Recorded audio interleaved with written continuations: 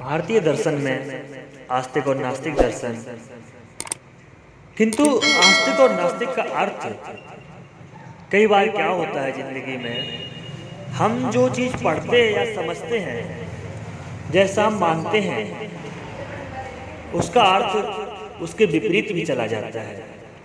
तो सबसे पहले हमें समझना चाहिए कि आस्तिक और नास्तिक का अर्थ क्या है। सामान्यतया आस्तिक का अर्थ ईश्वर में विश्वास रखने वाले और नास्तिक का अर्थ ईश्वर में विश्वास न रखने वाले से लिया जाता है।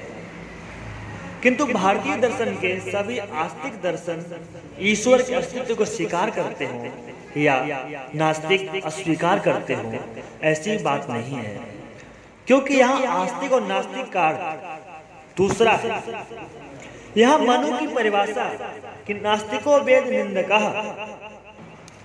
इसी के आधार पर नास्तिक उसे कहा गया जो वेद निंदक है अथवा जो वेद की प्रामाणिकता स्वीकार नहीं करता। इसके विपरीत आस्तिक वह है जो वेदों का भक्त है और इस तरह वेदों की प्रामाणिकता को स्वीकार करता हो। इस तरह भारतीय दर्शन में वेद विरोधी नास्तिक और वेद समर्थक आस्तिक कहलाएंगे। यहाँ बताते हैं कि सांख्य और मीमांसा दर्शन ईश्वर को नहीं मानने के बाद भी आस्तिक वर्ग में रखे जाते हैं, क्योंकि वे वेदों की प्रामाणिकता को बहुत अच्छे से स्वीकार करते हैं। यहाँ एक अन्य दृष्टि से पाणिनि ने आस्तिक और नास्तिक की परिभाषा दी है। उनके अनुसार अस्ति नास्ति दिष्टम मति, अर्थात परलोक है ऐसी जिसकी मति यानी विचार है वह आस्तिक, और परलोक नहीं है ऐसी जिसकी मति है वह नास्तिक। यहाँ परलोक का तात्पर्य पुनर्जन्म से लिया गया है, किंतु इस अर्थ में तो केवल भौतिकवादी चार्वाक को छोड़कर शेष सभी भारतीय दर्शन आस्तिक कहे जाएंगे, क्योंकि सभी पुनर्जन्म में विश्वास रखते हैं। बताते हैं कि बौद्ध और जैन दर्शन, जिन्हें वेद विरोधी होने के कारण प्राय नास्तिक कहा जाता रहा है, अपने को नास्तिक कहलाना पसंद नहीं करते हैं। बुद्ध ने अपने संवादों में नास्तिकवाद को मिथ्या दृष्टि कहकर गहरित किया है। बौद्ध दार्शनिक नागार्जुन नास्तिक की भर्त्सना करते हुए कहते हैं कि वह नरकगामी होता है। आस्तिक और नास्तिक संबंधी उपयुक्त विवाद के कारण निश्चय ही भारतीय दर्शन का उपयुक्त प्रकार का विभाजन उचित नहीं लगता। इसके बजाय भारतीय दर्शन का वैदिक और अवैदिक वर्गीकरण अधिक उचित लगता है। वैसे दोनों प्रकार के विभाजन में केवल शब्दों का अंतर है। वैदिक दर्शन आस्तिक दर्शन है तथा अवैदिक दर्शन नास्तिक दर्शन है। अब हम देखें कि वैदिक और अवैदिक वैदिक दर्शन क्या है। भारतीय दर्शन का मूल वेद है।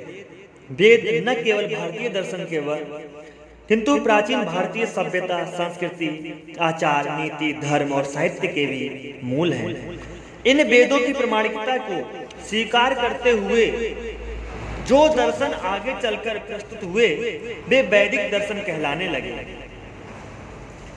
इन्हें ही आस्तिक दर्शन भी कहा गया है। वैदिक दर्शन मुख्य रूप से 6 हैं: सांख्य दर्शन, योग दर्शन, न्याय दर्शन, वैशेषिक दर्शन, मीमांसा दर्शन, वेदांत दर्शन। भारतीय दर्शन के इतिहास में उपनिषदों के बाद का काल सूत्रकाल कहलाता है, क्योंकि इस काल में छोटे छोटे सूत्रों के रूप में दर्शन को प्रस्तुत करने की परंपरा प्रारंभ हुई। इस काल में अनेक सूत्र ग्रंथों का प्रलयन हुआ। अनेक ऋषियों ने अनेक प्रकार से दर्शन के बीज बोए और इस तरह महर्षि कपिल का सांख्य सूत्र, पतंजलि का योग सूत्र, गौतम का न्याय सूत्र, कणाद का वैशेषिक सूत्र, जैमिनी का मीमांसा सूत्र तथा बादरायण का वेदांत सूत्र प्रस्तुत हुआ। ये सूत्र ग्रंथ हैं वैदिक सब दर्शनों, सांख्य दर्शन, योग दर्शन, न्याय दर्शन, वैशेषिक दर्शन, मीमांसा दर्शन तथा वेदांत दर्शन के आधार ग्रंथ हैं। कालांतर में इन सूत्र ग्रंथों पर बड़े बड़े विद्वानों ने बड़े बड़े भाष्य, फिर इन भाष्यों पर वार्तिक टीका टिप्पणी आदि लिखे, जिसके कारण ये दर्शन लगातार आगे बढ़ते गए। यदि हम इन सभी दर्शनों पर संक्षिप्त में नजर डालें तो सबसे पहले हम देखें सांख्य दर्शन। सांख्य दर्शन के संस्थापक महर्षि कपिल माने जाते हैं। इनके द्वारा रचित सांख्य प्रवचन सूत्र सांख्य दर्शन का मूल ग्रंथ अब अनुपलब्ध है।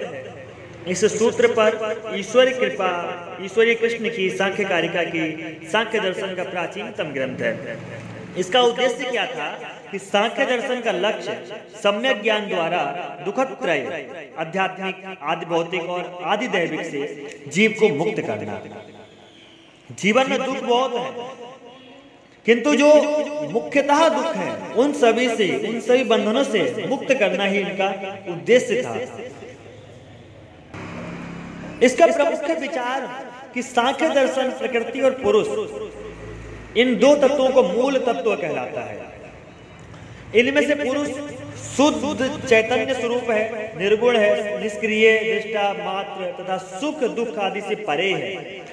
सुख दुख, पाप पुण्य, धर्म अधर्म, बुद्धि एवं अंतःकरण के गुण है जो वस्तुतः प्रकृति का विकार है। सांख्य दर्शन के अनुसार प्रकृति हमारे शरीर, मन, बुद्धि समेत समस्त जगत की जननी है। पुरुष अर्थात जीवात्मा इन सबसे अलग है। हमारे दुखों का मूल कारण यह है कि हम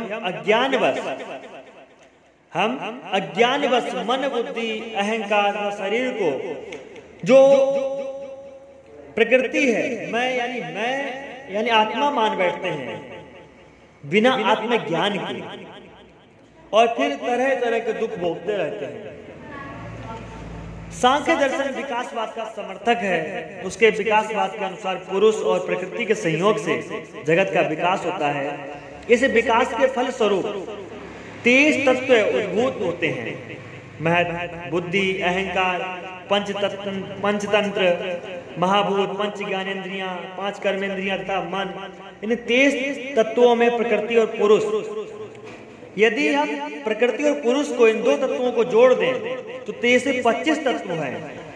सांख्य दर्शन मुक्ति हेतु इन 25 तत्वों का ज्ञान आवश्यक बताता है। वैसे मुख्य बात यह है पुरुष प्रकृति से सर्वथा पृथक तत्व है। इन्हें एक समझना ज्ञान है जो समस्त दुखों की जड़ है, तथा इन्हें पृथक समझना यही सबसे बड़ा इसके बारे में ज्ञान होता है जो समस्त दुखों को निर्मूल करने वाला हो। सांख्य दर्शन में मुक्ति हेतु न जगत के निर्माण हेतु ईश्वर का अस्तित्व आवश्यक बतलाया है, किंतु बाद में सांख्य दर्शन में ईश्वर को अत्यधिक प्रतिष्ठा भी मिली है। हमने सांख्य दर्शन पर संक्षिप्त में नजर डाली तो ये सब जाना, उनके संस्थापक, उद्देश्य, प्रमुख विचार। अब हम अगर बात करें योग दर्शन कि योग दर्शन के संस्थापक कौन है, यह इसका उद्देश्य है, इसके विचार क्या है। योग दर्शन के संस्थापक महर्षि पतंजलि माने जाते हैं। उनका योग सूत्र इस विषय की प्राचीनतम ग्रंथ है।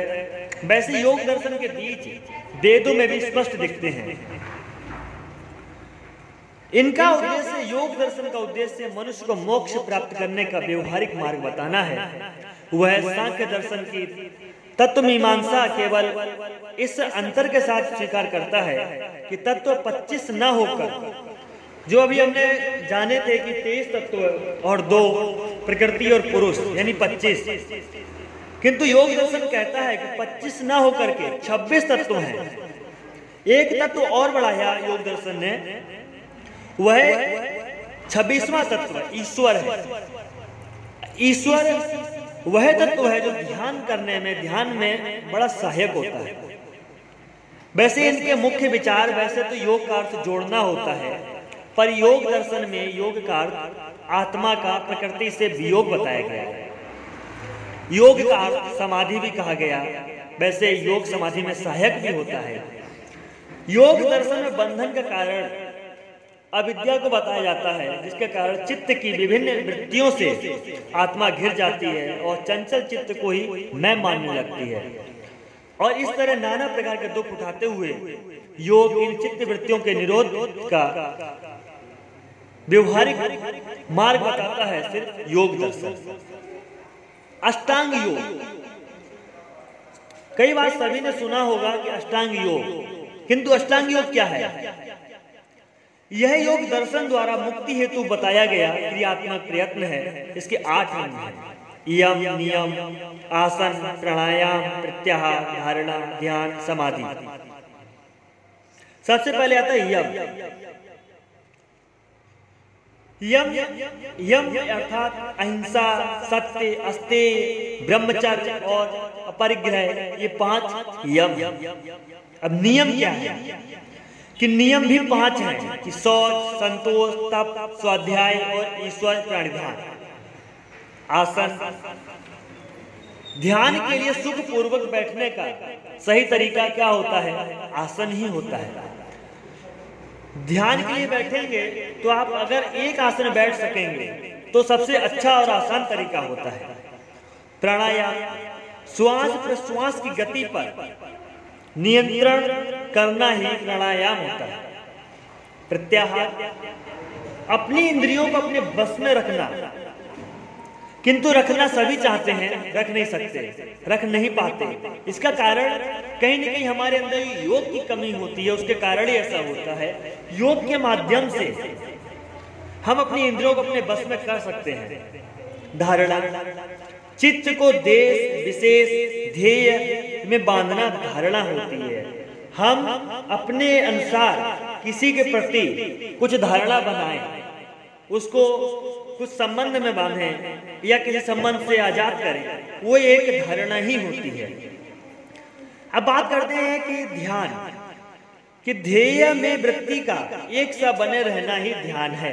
बाहर संसारी जगत में क्या हो रहा है, क्या नहीं हो रहा है, जब आपको इस चीजों से फर्क पड़ना बंद हो जाए, आप कहीं बैठे हैं, आप ध्यान के लिए बैठे हैं और बाहर कुछ खटपट हो रही है, कुछ भी हो रहा है, आपको उस चीज से कोई फर्क ना पड़े, ये ध्यान ही होता है। और ध्यान से भी आगे एक शब्द आता है कि समाधि। कि समाधि क्या है? मन को समस्त विक्षेप से हटाकर एकाग्र करना, जिससे चित्त की समस्त वृत्तियां रुक जाएं और चित्त आत्मा में लीन हो जाए, वही समाधि है। और इसी समाधि के बाद मोक्ष की प्राप्ति होती है। और इसी को योग दर्शन को शेश्वर सांख्य भी कहा गया है। शेश्वर सांख्य। हम अब देखें अगर न्याय दर्शन, कि न्याय दर्शन क्या है, इसके संस्थापक क्या है, मुख्य विचार क्या है, उद्देश्य क्या है, तो न्याय दर्शन के महर्षि गौतम इनके संस्थापक हैं। इसका न्याय सूत्र इस दर्शन का मूल ग्रंथ है। भारतीय दर्शनों में न्याय दर्शन काफी लंबे समय तक जीवंत बना रहा है। 12वीं शती एवं उसके बाद न्याय दर्शन पर कुछ नए ढंग से विचार हुआ। इसके बाद का दर्शन नव्य न्याय और 12वीं शती के पहले का दर्शन प्राचीन न्याय के नाम से भी प्रसिद्ध है। नव्य न्याय में गंगेश उपाध्याय तत्व चिंतामणि के रचयिता सर्व प्रमुख हैं। यदि हम इनके मुख्य विचारों की बात करें तो न्याय दर्शन में यथार्थ ज्ञान की प्राप्ति के साधन को प्रमाण कहा गया है। प्रमाण के 4 प्रकार बताए गए हैं कि प्रत्यक्ष, अनुमान, उपमान और शब्द। प्रत्यक्ष, अनुमान, उपमान और शब्द। प्रमाण के द्वारा जो विषय जाने जाते हैं वे प्रमेय हैं। प्रमेय 12 हैं, जैसे आत्मा, शरीर, 5 ज्ञानेंद्रियां, अर्थ, बुद्धि, मन, अंतःकरण, प्रवृत्ति, दोष, प्रत्ययभाव, पुनर्जन्म, फल, दुख की इच्छा की पूर्ति न होने वाला क्लेश, अपवर्ग, इस तरह से 12 प्रमेय हैं। इनके उद्देश्य अन्य दर्शनों के समान न्याय दर्शन का भी लक्ष्य, विशेषकर प्राचीन न्याय का उद्देश्य दुखों से मुक्ति का मार्ग ढूंढना ही है। न्याय दर्शन के अनुसार मुक्ति तत्व ज्ञान से अर्थात उपयुक्त 12 प्रमेयों के ज्ञान से मिलती है। तत्व ज्ञान में मिथ्या ज्ञान नष्ट होता है, जिससे दोष अर्थात राग द्वेष नष्ट होते हैं। द्वेष के नष्ट होने से प्रवृत्ति नष्ट होती है और प्रवृत्ति के नष्ट होने से जन्म नहीं होता। जन्म ही तो सारे दुखों की जड़ है। पुनः जन्म का ना होना ही मोक्ष कहलाता है। न्याय दर्शन में शरीर से आत्मा को सर्वथा पृथक बताया गया है। अविद्या के कारण उसका शरीर से संयोग होता है, वह तरह तरह से दुख उठाती है। मोक्ष के बाद शरीर हमेशा के लिए छूट जाता है, निःश्रेयसः की अवस्था है। मुक्त आत्मा सभी प्रकार के सुखों आनंद से भी रहित ये आत्मा होती है। मुक्ति, अभय और अमृत पद है। न्याय दर्शन में कर्म फल के सिद्धांत में भी पूरा विश्वास व्यक्त किया गया है। यहाँ जगत के रचयिता तथा कर्म फलदाता के रूप में ईश्वर को भी स्वीकार किया गया है। यदि हम संक्षिप्त में नजर देखें कि वैशेषिक दर्शन क्या है, तो वैशेषिक दर्शन के संस्थापक महर्षि कणाद हैं। उनका वैशेषिक सूत्र इस दर्शन शास्त्र का मूल ग्रंथ है। जिस तरह सांख्य दर्शन के साथ योग का नाम जुड़ा है, उसी तरह न्याय के साथ वैशेषिक का नाम जुड़ा हुआ है। दोनों ही वस्तुवादी हैं। दोनों को पर आत्मा, मोक्ष और ईश्वर संबंधी विचार लगभग समान ही हैं। दोनों में अंतर यह है कि न्याय दर्शन जहां प्रमाण मीमांसा और अधिक ध्यान देता है, वहां वैशेषिक दर्शन प्रमेय के विश्लेषण पर अपना ध्यान केंद्रित करता है। इनका मुख्य विचार जो है पदार्थ, यानी वैशेषिक दर्शन के अनुसार प्रमेय 7 पदार्थ है: द्रव्य, गुण, कर्म, सामान्य, विशेष, समवाय और अभाव। इनमें से प्रथम 6 भाव पदार्थ कहे जाते हैं और अंतिम एक अभाव पदार्थ। इनमें द्रव्य 9 है: पृथ्वी, जल, अग्नि, वायु, आकाश, काल, दिक्, आत्मा और मन। इनमें से पृथ्वी, जल, अग्नि और वायु, इन 4 द्रव्यों की उत्पत्ति परमाणुओं के द्वारा होती है, जो शाश्वत एवं जड़ होते हैं। मन एक अतीन्द्रिय है जो नित्य है पर सर्वव्यापी नहीं है। आत्मा शाश्वत, अनंत, सर्वव्यापी है। ये चेतना की सभी अवस्थाओं का आश्रय है। आकाश, देश और काल ये नित्य एवं अप्रत्यक्ष द्रव्य है। इनके गुण क्या हैं? ये द्रव्यों में पाए जाते हैं। ये 24 हैं: रूप, रस, गंध, स्पर्श, शब्द, संख्या, परिणाम, पृथक्त्व, संयोग, विभाग, परत्व, अपरत्व, द्रवत्व, स्नेह, बुद्धि, सुख, दुख, इच्छा, द्वेष, प्रियत्व, गुरुत्व, संस्कार, धर्म तथा अधर्म इत्यादि। इनके कर्म भी ये भी द्रव्यों में ही पाया जाता है। कर्म 5 प्रकार के होते हैं: उत्प्रेक्षण, अवप्रेक्षण, आकुंचन, प्रसारण, गमन। यदि सामान्यता देखें, किसी भी वर्ग के सामान्य धर्मों को सामान्य कहते हैं। जैसे गोत्व गाय का सामान्य है, यह नित्य है। विशेष, नित्य द्रव्यों के पार्थक्य के मूल कारण को विशेष कहा गया है। विशेष को पदार्थ कहना वैशेषिक दर्शन की अपनी विशेषता है। संभवतः इसी से इसे वैशेषिक नाम दिया गया। यदि समवाय की बात करें कि समवाय क्या है, नित्य संबंध को समवाय कहते हैं, जिसका संबंध नित्य हो। जैसे वस्त्र और उसके तंतु में जो संबंध है वह समवाय संबंध है। बात करें अभाव, अभाव क्या है कि नहीं रहने को अभाव कहते हैं। जो था लेकिन नहीं है वह अभाव है। यह 4 प्रकार का होता है: प्राग भाव, ध्वंसा भाव, अत्यंता भाव तथा अंत्योन्याय भाव। परमाणु भाव, परमाणु मूल तत्व है। यह सृष्टि के आधार पर ही निर्धारित है। वैशेषिक दर्शन के बाद मीमांसा दर्शन के महर्षि जैमिनी दर्शन के संस्थापक माने जाते हैं। उनका जैमिनी सूत्र इस दर्शन का मूल ग्रंथ है। इनका उद्देश्य, मीमांसा दर्शन का उद्देश्य अन्य आस्तिक दर्शन से थोड़ा हटकर है। इसका मुख्य उद्देश्य वैदिक निधि निषेधों का अर्थ समझना एवं वैदिक कर्मकांड का तर्क पूर्वक प्रतिपादन करना। देखो, तर्क करना बहुत अपने आप में एक कला होती है। इनके मुख्य विचार, मीमांसा दर्शन पूर्णतः वेदों पर आधारित दर्शन है। इसके अनुसार वेदों द्वारा बताए गए कर्मकांड को करना ही धर्म है। इस कर्मकांड से इस लोक तथा परलोक में कल्याण की प्राप्ति होती है। किंतु हमें निष्काम भाव से कर्तव्य समझकर वेदों के आदेशों का पालन करना चाहिए। मीमांसा दर्शन भी आत्मा की अमरता, पुनर्जन्म, कर्म फल एवं मोक्ष पर विचार करता है और इनमें विश्वास प्रकट करता है। ये जगत को सत्य मानता है क्योंकि इसका हमें प्रत्यक्ष ज्ञान होता है। मीमांसक ईश्वर को नहीं मानते। ज्ञान कांड के पूर्व कर्म कांड पर विचार करने के कारण इसे पूर्व मीमांसा भी कहा जाता है। यदि हम देखें कि वेदांत दर्शन क्या है? वेदांत दर्शन के संस्थापक महर्षि बादरायण आचार्य माने जाते हैं। उनका ब्रह्म सूत्र इस दर्शन का आधार ग्रंथ है। वेदांत के आचार्यगण ब्रह्म सूत्र के अतिरिक्त प्रमुख उपनिषदों तथा भगवत गीता को भी आधार ग्रंथ स्वीकार करते हैं। ये तीनों वेदांत दर्शन के प्रस्थान हैं, इसलिए इन्हें प्रस्थान त्रयी कहा जाता है। ब्रह्म सूत्र वस्तुतः उपनिषदों के आधार पर ही उपनिषद के विचारों में एक रूपता दिखाने के लिए महर्षि बादरायण द्वारा रचा गया था। भारतीय दर्शन में वेदांत दर्शन सर्वाधिक समृद्ध हुआ है। वेदांत के प्रमुख आचार्यों में शंकर, रामानुज, निम्बार्क, माधव, वल्लभ आदि आचार्यों के नाम उल्लेखनीय हैं। अन्य भी हैं जिनके नाम गोपनीय भी हैं और उन्होंने स्वयं गोपनीय रखे हैं। इनका भी उद्देश्य उपनिषदों में जिस ब्रह्म को जगत का कारण, आत्मा का आधार एवं मुक्तिदाता कहा गया, उसी की तरफ और भी विस्तृत व्याख्या करना वेदांत दर्शन का मुख्य उद्देश्य है।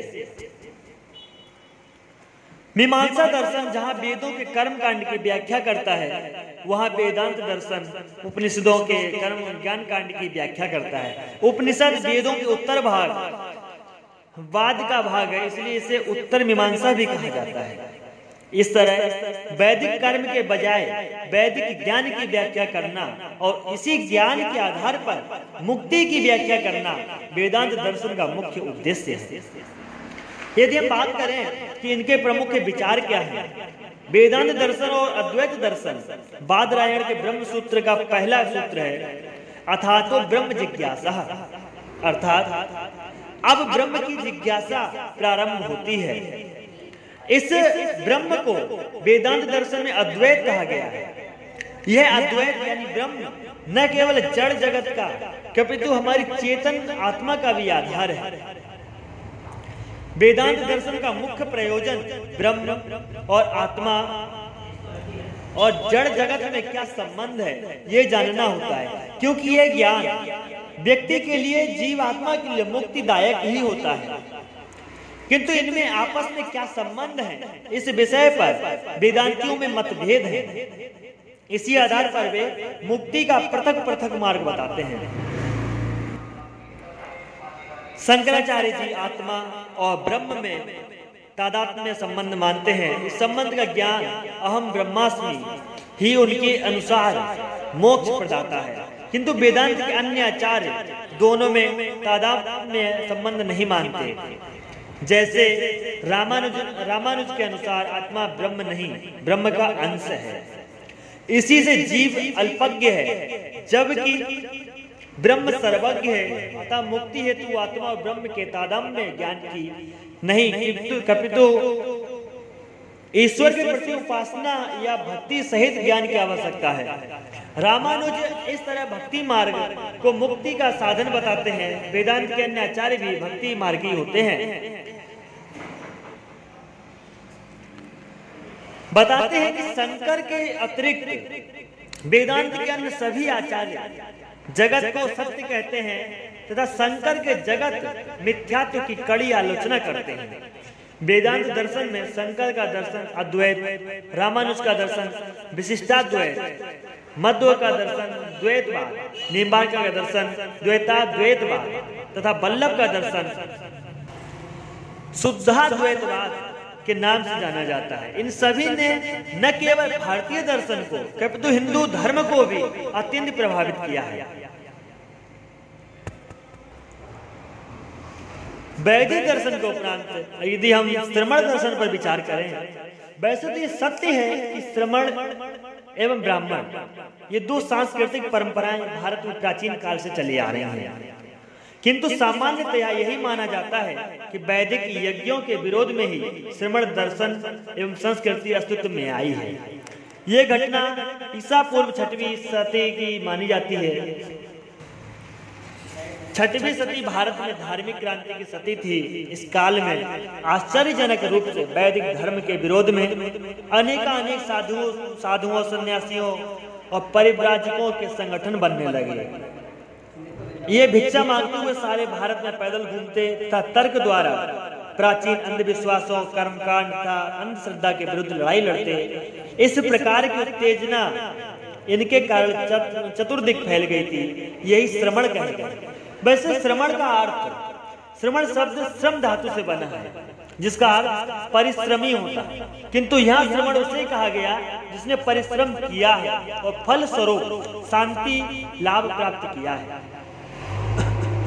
श्रमणों का उद्देश्य वस्तुतः शांति लाभ अथवा मोक्ष प्राप्त करना ही था। कालांतर में श्रमण शब्द साधु, सन्यासी, परिव्राजक के लिए उपयुक्त किया जाने लगा, जो कर्मकांडी ब्राह्मण से अलग होते थे। अब देखें तो प्रमुख श्रमण क्या है। भारत में श्रमणों के अनेक संगठन थे, किंतु उनके अपने साहित्यिक ग्रंथ न होने के कारण हम सबके विषय में विशेष नहीं जानते थे। इनमें केवल 2 श्रमण संगठन जैन एवं बौद्ध अत्यंत प्रसिद्ध हुए। इनका भारतीय जनमानस पर गहराई तक प्रभाव पड़ा। इनके साहित्य का भी विशाल भंडार है। अन्य श्रमणों ने के विषय में हमें इनके ही ग्रंथों से जानकारी मिलती है।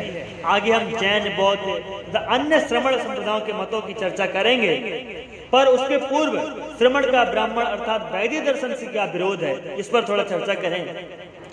श्रमण दार्शनिकों का वैदिक दर्शन से बहुत विरोधी भाव भी रहा है। कई बार वेदों के द्वितीय भाग ब्राह्मण में जिस यज्ञ की देवताओं को प्रसन्न करने के लिए स्थापना की गई थी, कालांतर में उसका प्रचलन अतीत तक पहुंच गया। इन यज्ञों में 2 मुख्य बुराई थी। एक तो यज्ञ अत्यंत खर्चीले हो गए थे। यज्ञ में हवन हेतु यजमान को तरह तरह की सामग्री एकत्र करनी पड़ती थी, जिनका खर्च आम आदमी वहन नहीं कर सकता था। दूसरे, यज्ञ में दी जाने वाली बलि से हिंसा अत्यंत बढ़ गई।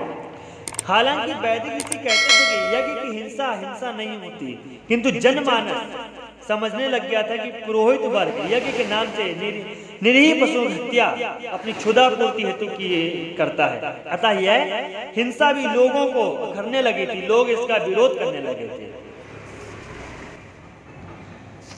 वर्णाश्रम व्यवस्था, ब्राह्मणों की वर्णाश्रम व्यवस्था का भी श्रमण विरोध करते थे। इस काल में ब्राह्मणों का वर्चस्व था। शूद्रों की दशा अत्यंत हीन बताते हैं। उनके लिए मुक्ति का कोई मार्ग नहीं था। श्रमण इनका विरोध करते थे, तो शूद्रों को भी मुक्ति का अधिकारी कहते थे। बुद्ध का कथन जाति मत पूछ, आचरण पूछ सभी श्रमणों को स्वीकार्य था। श्रमण दर्शन की प्रसिद्धि का यह एक बड़ा कारण था। किंतु वर्ण व्यवस्था के समान ब्राह्मणों की आश्रम व्यवस्था को भी श्रमण महत्व नहीं देते थे। जब कि ब्राह्मण की जो आश्रम व्यवस्था थी, उसमें अनेक भाई समाज के लोग अनेक लोग भंडारा ग्रहण करें, जहाँ पे कोई ठहरने का। आश्रम का तो अर्थ ही होता है जहाँ पे सभी को आश्रय मिले। किंतु यह व्यवस्था फिर भी वर्णाश्रम लोगों को पसंद नहीं थी, क्योंकि कुछ व्यक्तिगत मतभेद के कारण वर्णाश्रम व्यवस्था को ये लोग विरोध की भावना से देखने लगे। उसके बाद देवी देवताओं तथा ईश्वर का विरोध करने पे आ गए। श्रमण ब्राह्मणों के विभिन्न देवी देवताओं का विरोध करने लगे थे। इसी तरह सृष्टि के किसी रचयिता ईश्वर को, जो जीवों को उनके कर्म अनुसार फल देता है, वो भी श्रवण नहीं मानते थे। यदि हम जैन दर्शन की बात करें तो जैन दर्शन के संस्थापक, वैसे तो ये जैन दर्शन अत्यंत पुराना दर्शन है, जिसके संस्थापक ऋषभ देव माने जाते हैं। किंतु जैन श्रमण संघ के रूप में इसे संगठित करने का, इसे प्रसारित और प्रचारित करने का पूरा श्रेय 6वीं शताब्दी के महावीर स्वामी को है। वे जैन धर्म के 24वें तीर्थकर माने जाते हैं।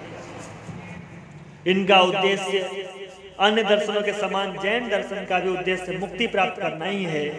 इसके लिए पहले वह बंधन पर विचार करता है, जैन दर्शन के अनुसार शरीर ग्रहण करना ही बंधन है। इनके मुख्य विचार, किंतु हम शरीर ग्रहण क्यों करते हैं? जैन धर्म के अनुसार इसमें पूर्व जन्म के फल हेतु कारण होते हैं। वे कर्म फल ही जीव की ओर उद्गल जड़ द्रव्य को आकर्षित करते हैं, जिससे जीव शरीर धारण करता है और इस तरह बंधन ग्रस्त हो नाना प्रकार के दुख उठाना, वह हमारे व्यवहारिक जीवन की सारी स्थितियां तथा शरीर का रूप रंगाकार, आयु, ज्ञान, पुनर्जन्म कृत कर्मों के कारण ही प्राप्त होता है। यही अगर बौद्ध दर्शन की बात करें तो बौद्ध दर्शन के संस्थापक गौतम बुद्ध थे। संसार के प्राणियों को दुख के सागर में तैरते देखकर उन्होंने दुख के कारण ही खोज हेतु गृह त्याग कर संन्यास धारण किया। दुख के कारण की खोज के बाद उसे जनमानस में प्रसारित करने का उन्होंने बीड़ा उठाया और लाखों दुखी लोगों को निर्वाण मुक्ति का मार्ग बताया। उनके द्वारा दी गई शिक्षा ही बौद्ध श्रमण दर्शन का आधार बन गई। इधर अहेतुवादी सिद्धांत को मानने वाले श्रमणों के संप्रदाय के संस्थापक पूरन कश्यप थे। समतापी ब्राह्मण थे। पूर्ण ज्ञान होने के कारण ही उन्हें पूरन कहा जाता था। इनका सिद्धांत पूरन कश्यप बौद्ध दर्शन के हेतुवाद के विरोधी माने जाते हैं। बौद्ध दर्शन का हेतुवाद कर्म फल आवश्यक रूप से मिलते हैं, इस बात पर बल देता है। इसके विपरीत पूर्ण कश्यप का मत है कि मनुष्य चाहे अच्छे कर्म करे या बुरे, उसे उसका समुचित फल मिले ये आवश्यक नहीं है। हत्या, डकैती कुछ भी करो, उससे पाप नहीं लगता। न ही दान, दम, संयम में किसी प्रकार का पुण्य है। इसके सिद्धांत को अक्रियावाद भी कहा गया है। कुछ विद्वानों का मत है कि पूरन कश्यप के दर्शन को सही रूप से प्रस्तुत नहीं किया गया है। यदि पूरन कश्यप का उपयुक्त प्रकार का हेतुवादी दर्शन होता तो तत्कालीन भारतीय समाज में उन्हें इतना सम्मान नहीं मिलता। संभवतः वे इस मत के समर्थक रहे होंगे कि आत्मा निष्क्रिय होती है, किसी भी प्रकार के कर्म इसे प्रभावित नहीं कर सकते, चाहे अच्छे हो या बुरे। कुछ लोग इसकी तुलना सांख्य दर्शन से करते हैं, जहां पुरुष आत्मा को निष्क्रिय कहा गया है। नियतिवादी आजीवक श्रमण संप्रदाय के प्रमुख नेता के रूप में मस्करी पुत्र कौसाल का नाम प्रसिद्ध है। प्रारंभ में ये महावीर स्वामी के चेले थे, किंतु बाद में महावीर स्वामी से कुछ वैचारिक मतभेद होने के कारण ये आजीवक संप्रदाय से जुड़ गए और उसके प्रमुख नेता बन गए। कहते हैं कि मस्करी इनके पिता का नाम था, इसी से ये मस्करी पुत्र कहे जाते हैं।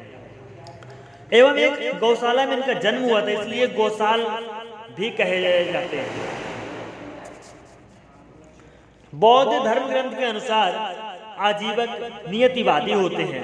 नियतिवादी होने का मतलब है यह स्वीकार करना कि प्रत्येक घटना का, चाहे वह सुखद हो या दुखद, कारण नियति ही है। संसार के सभी प्राणी नियति के हाथ के खिलौने हैं। प्राणी अपनी इच्छा, अपनी शक्ति एवं अपने बल और पराक्रम से कुछ नहीं कर सकता। चाहे वह विद्वान हो या मूर्ख, उसे नियतिगत दुखों का भार उठाना ही पड़ता है। नियति को प्रमुखता देने के कारण आजीवक कर्म फल के सिद्धांत में विश्वास नहीं रखते। उनके अनुसार दुख का कोई कारण नहीं होता, अतः सत्कर्म करके हम दुखों का अंत नहीं कर सकते। अंत कर्म करना व्यर्थ है। अंत में कर्म करना ही व्यर्थ मानते हैं। आजीवक वस्तुतः शांतिवादी के समर्थक थे। इसके अनुसार मनुष्य को सर्वदा शांति में निमग्न रहना चाहिए। नियति को स्वीकार करने का संभवतः उनका यही उद्देश्य था। यहाँ बताते हैं कि ग्रीक दर्शन के स्टोइक दार्शनिक भी नियतिवादी थे। उनका भी नियति को स्वीकारने का उद्देश्य मानसिक शांति प्राप्त करना था।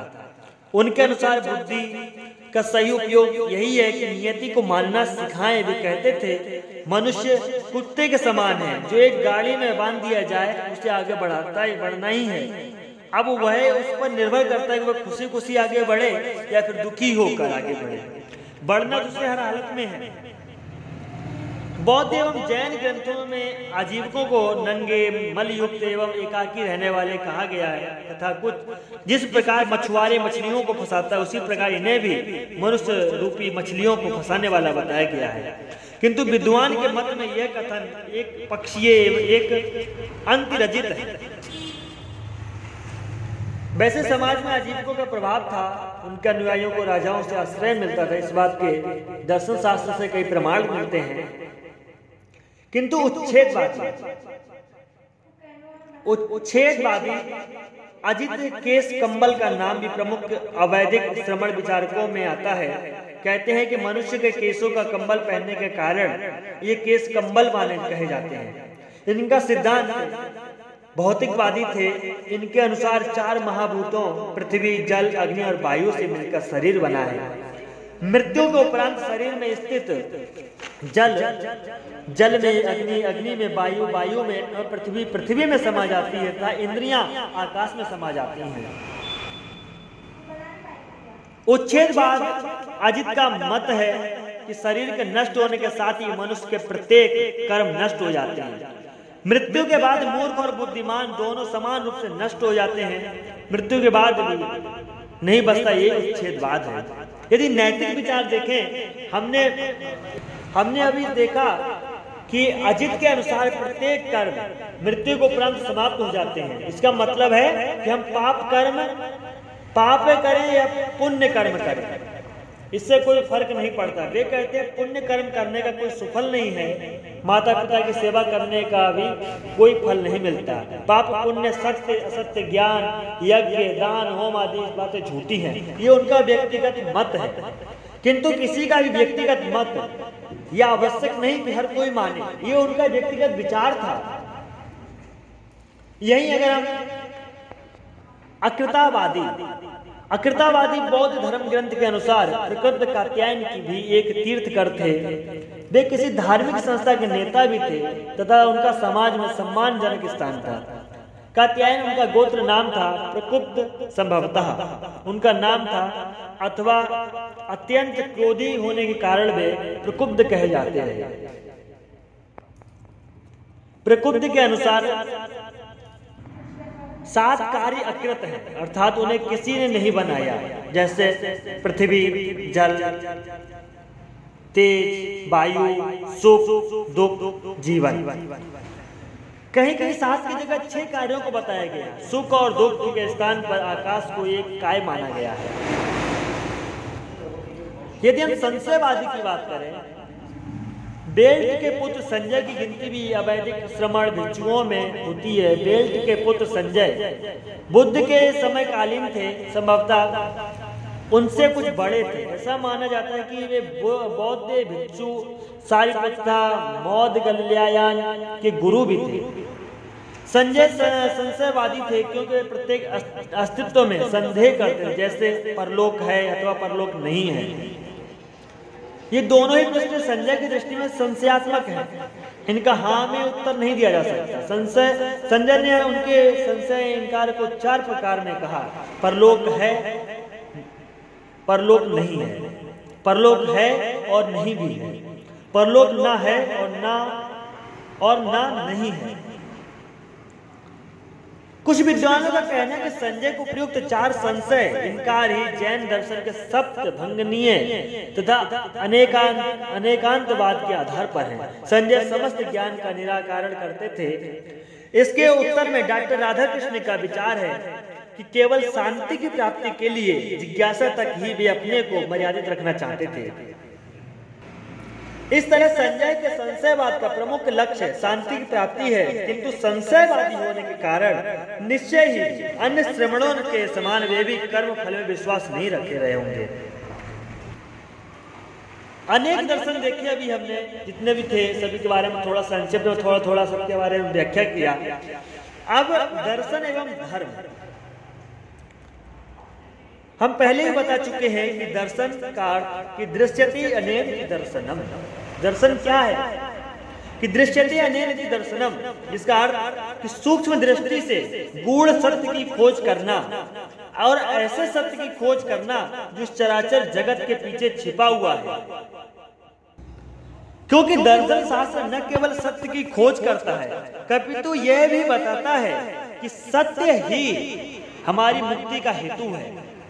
विशेषकर भारतीय दार्शनिक चिंतन का तो लक्ष्य ही है आध्यात्मिक, आदि भौतिक एवं आदि दैविक इन तीन प्रकार के दुखों से अर्थात सभी दुखों से मुक्ति दिलाने वाला ज्ञान की खोज करते रहना। धर्म मानवीय बुद्धि प्रारंभिक काल से दर्शन के साथ ही धर्म पर चिंतन करती रही है। विशेषकर हमारा देश तो जितना अपने दर्शन के कारण विख्यात है उतना ही अपने धर्म के कारण भी विख्यात है। जैसे धर्म और दर्शन में बड़ी घनिष्ठता है, दोनों में अनेक समानता हैं, बिंदु हैं, हालांकि कुछ असमानताएं भी हैं। इस पर विचार करने के पूर्व हम धर्म के अर्थ पर विचार करेंगे। धर्म शब्द की दो प्रकार से व्याख्या की जाती है कि ध्रियते लोको अनेन, अर्थात जिसके द्वारा लोक को, संसार को धारण किया जाता है। दूसरा धरती लोकम बा, अर्थात जो लोक को धारण करता है। दोनों का ही तात्पर्य है कि धर्म वही है जिसके कारण संसार बना हुआ है। दूसरे शब्द में हम कह सकते हैं कि यह धर्म ही है जो मनुष्य को मनुष्य रूप से बने रहने में सहायक होता है। इस तरह धर्म मनुष्यता का, हमारी असीमता का आधार है। ऐसे सब कार्य जो हमें पशुत्व की ओर जाने से बचाते हैं, जो हमें मानवीय गरिमा प्रदान करते हैं, वह सब धर्म ही है।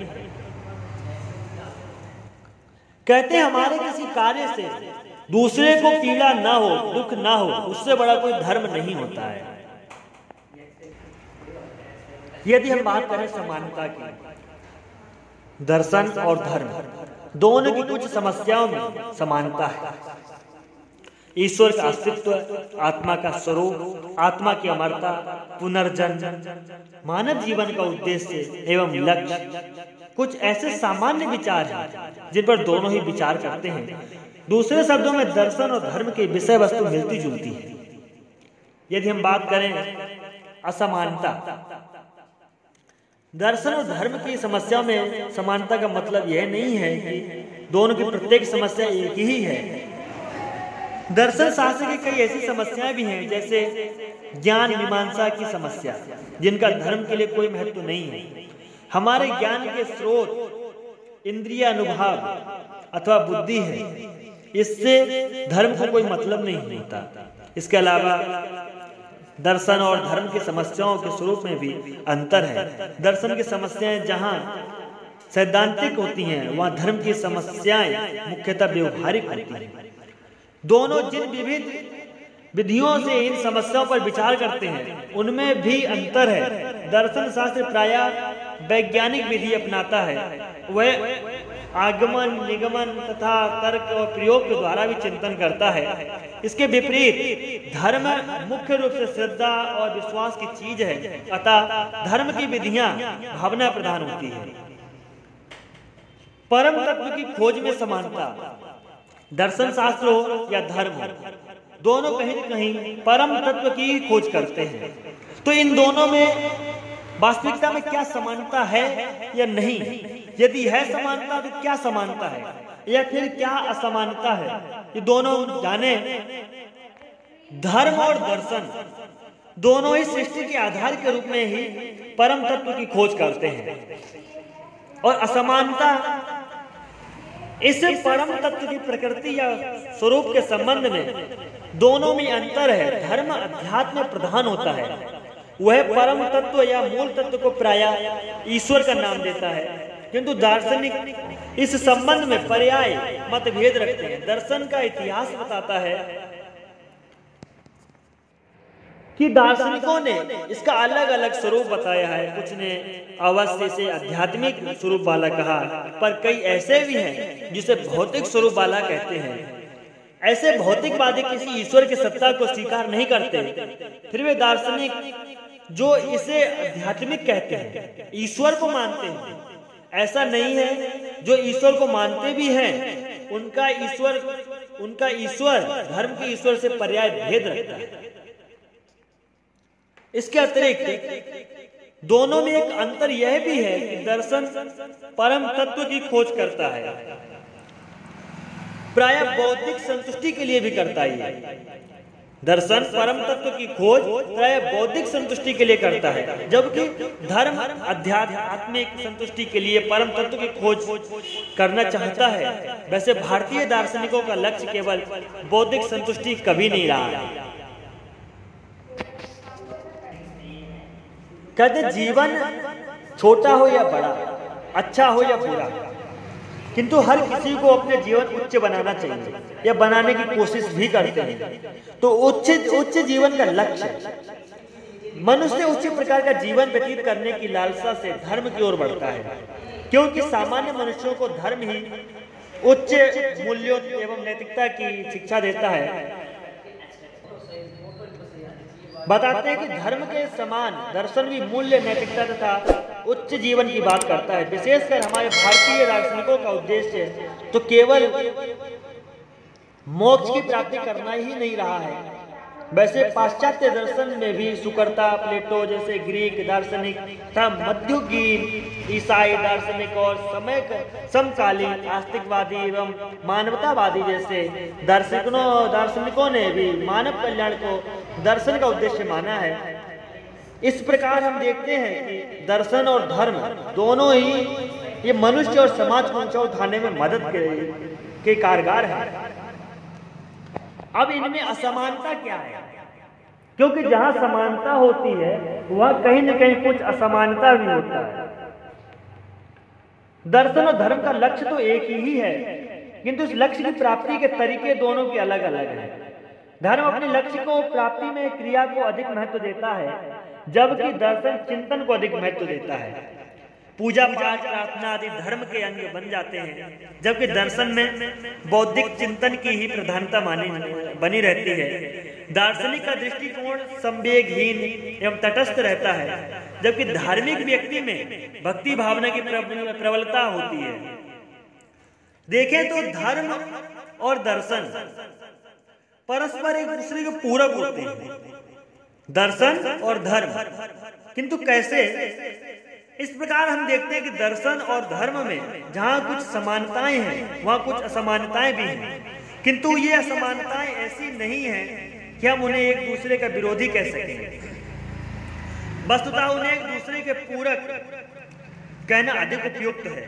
दर्शन के लिए धर्म इसलिए लाभकारी है क्योंकि दर्शन जहां केवल विचारों तक सीमित है, वहां धर्म क्रियात्मक रूप से आध्यात्मिक मूल्यों को प्राप्त करता है। धर्म ही दर्शन को सार्थक बनाता है। दूसरी ओर धर्म के लिए भी दर्शन का महत्व कम नहीं है। यह दर्शन ही है जो धर्म को बौद्धिक आधार प्रदान करता है। वस्तुतः प्रत्येक धर्म को यह बौद्धिक आधार अवश्य मिलना चाहिए, क्योंकि इसके अभाव में ही धर्म में अंधविश्वास पनपता है, जिससे धर्म में षड्यंत्र पैदा होती है। धर्म आचार है तो दर्शन उसे सही दिशा देने वाला विचार है। वस्तुतः धर्म सही अर्थों में तभी लाभदायक है जब उसका दार्शनिक दृष्टिकोण में चिंतन किया जाए। दर्शन और धर्म की परस्पर पूरकता पर बल देते हुए श्री अरविंद जी कहते हैं, एक धर्म जो दार्शनिक सत्यों की अभिव्यक्ति नहीं है, अंधविश्वास या रूढ़िवादी के स्तर पर उतर आता है, और एक दर्शन जो धार्मिक चेतना से जीवन ग्रहण नहीं करता, एक योद्धा प्रकाश है, क्योंकि वह स्वयं को व्यवहार में नहीं उतरवा सकता। यहाँ हम ये कह सकते हैं कि दर्शन और धर्म दोनों का लक्ष्य परम तत्व की खोज है, और ऐसे परम तत्व की खोज जो मानव जीवन को सफल एवं सच्चे अर्थों में सुखद बनाती है। यदि इस खोज में दर्शन और धर्म के साथ जो हमारा दर्शन शास्त्र और धर्म शास्त्र है, यदि इस खोज दोनों की खोज के साथ विज्ञान का भी सहयोग रहे तो निश्चित रूप से यह खोज अधिक आसान और अधिक लाभदायक हो सकती है। क्योंकि भारत में दार्शनिक चिंतन की जो परंपरा चली आ रही है वह उस परम तत्व की खोज करने के लिए ही है, जिसे परम तत्व भी कहते हैं। और एक सुखद शांति का अनुभव भी कहते हैं। आगे भी अनेकानेक वैदिक एवं उपनिषद दर्शन और भी जो भी दर्शन हैं जितने भी, उन सबके बारे में व्याख्या से बात करेंगे और अत्यधिक अधिक तरीके से अपने सरल तरीके से समझेंगे और जानेंगे। क्योंकि कोई भी कार्य हो, कोई भी किसी भी तरह का कार्य हो, किसी भी तरह की खोज हो, कहीं ना कहीं प्रमाण व्यवस्था मानते ही है। और देखा जाए तो ये प्रमाण व्यवस्था बौद्धों का मत है, जिसके अनुसार प्रत्यक्ष और अनुमान ये दो अलग अलग प्रमाण हैं। कहते हैं प्रत्यक्षम किम प्रमाण, जो प्रत्यक्ष है, दिख रहा है, उसके लिए किसी प्रमाण की आवश्यकता है क्यों?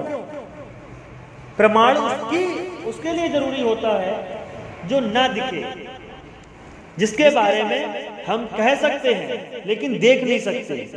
किंतु जो प्रत्यक्ष सामने है उसके लिए कभी भी प्रमाण की आवश्यकता नहीं होती, क्योंकि प्रत्यक्षम किम प्रमाणम,